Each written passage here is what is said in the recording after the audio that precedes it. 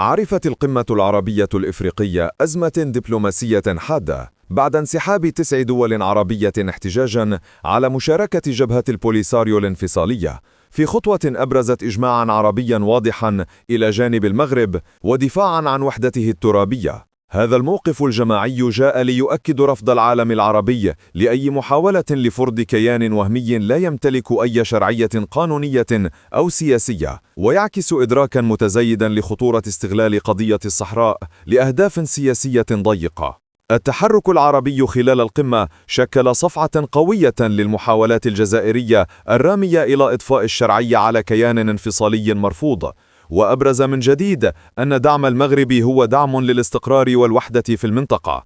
فقد أظهر الموقف العربي الموحد أن المغرب ليس وحده في معركته الدبلوماسية، بل تحيط به دول شقيقة تعتبر قضيته قضية جميع العرب، وترى في أي مساس بوحدته تهديدا مباشرا للأمن الإقليمي.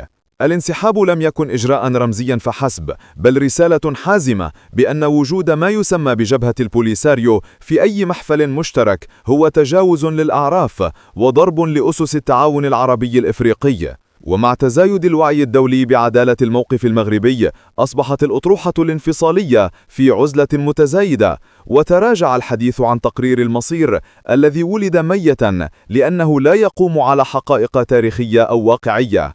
القمة كشفت مرة أخرى نضج الدبلوماسية المغربية وقدرتها على إدارة الأزمات بحكمة وهدوء، مقابل تخبط خصومها الذين فقدوا الدعم والتأييد.